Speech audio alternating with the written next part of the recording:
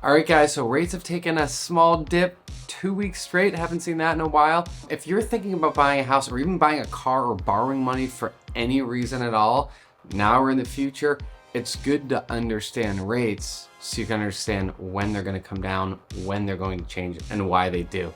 So let's jump in.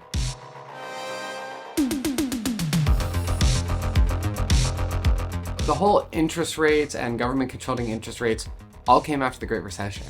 After the Great Recession, which was obviously a horrible time in American history, the federal government came together and said, we need a way to control this. We need a way to stave off recessions, and we need a way to input money into the economy when we want to pump it up. We want a way to make it easier for people to borrow money when we want there to be spending, and we want a way to strangle out or choke out the economy to preemptively slow it down to hopefully create our own little recession and avoid a bigger one.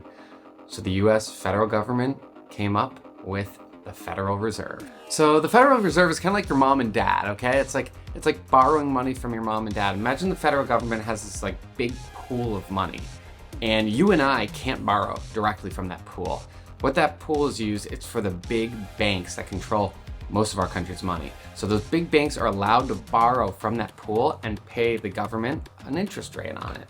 So what they do is they charge us a little more. So when the federal government is charging them 5%, like right now, they charge 2% over that, so like 7%. During COVID, some of you might have heard in the news that for the first time ever, interest rates are at 0%. And you're like, well, where's my 0% loan? It wasn't actually directly to the consumer. It was 0%. The federal government was just giving money to the big banks. Just take it, give it to people who need it, and then give it back to us with no interest. So when that was happening, the big banks were all charging 2.5%, 3% because those rates were so low. So that reserve, that pool, is a way that they can scale up and scale back what it costs to borrow money. So why not leave rates really low? That sounds good to me. Just make them low, make it always easy to borrow and make it always cheap to borrow money. Well, that sounds good at first, but the problem is with having rates low all the time is that if something bad happens to our country, economic downturn or COVID 2.0, you can't bring them down lower. They're already low. So it's good to have them at a spot hovering in the zone where the government, if they need to, they can drop rates down, stimulate growth, stimulate purchasing. But then also, if things are getting too crazy, like inflation's rising too fast, they can crank up the cost to buy and really slow down economic growth, which slows down the growth of companies, which slows down the cost of goods and jobs. So I'm not gonna go into all the correlations, but there are basically, if you look into a lot of the data, the more they raise interest rates, the more inflation and the costs of goods come down. It's somehow connected to, like, let's take Whole Foods, right? Or your grocery store. They like to grow. They like to make more money. They like to open more stores. Well, when money's super expensive to borrow, they're not doing that. They're just sitting put. And when they're doing that and they're not growing as rapidly, essentially what that historically leads to is them having to kind of pull back on pricing a little bit, or at least not raise. So right now we're seeing the federal government, we've seen them raise rates from 3% to up to 8% now where we are. And we have some insight on where they're going in the future. So this part's important for you to know. The government, the federal government, wants to give you a sense of what their plan is. They meet regularly and they say, hey, we've met, we looked at where the numbers are at, all these different numbers. This is our plan of what we think we're gonna do moving forward. So this year, the federal government had told us from the beginning of the year, our goal is to aggressively raise rates up to 8% by the end of the year.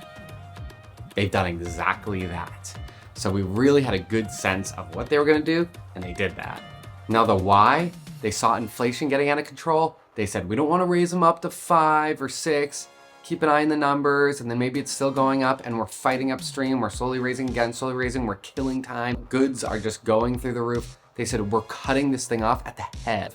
Bam, cut that thing off at the head. I actually think it's a good idea in some sense. If you're trying to kill something, you're trying to go after something, done, cut it off at the head. Don't try and mess around with it. They've staved off inflation. The numbers are looking good, they're looking better. So now I mentioned the government has said their plan is to raise rates aggressively up to 8% by the end of this year.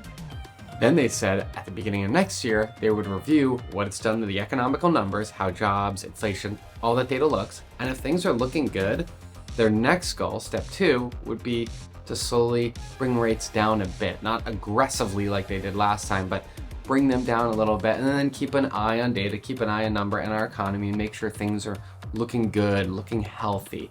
So hopefully what they're telling us, and everything they've told us in the past has happened, what they're telling us now is rates should come down a bit, soften a hair, and keep an eye and make sure our economy is really looking good. So hopefully a hair lower rates in the spring, beginning of this year, and a stronger economy.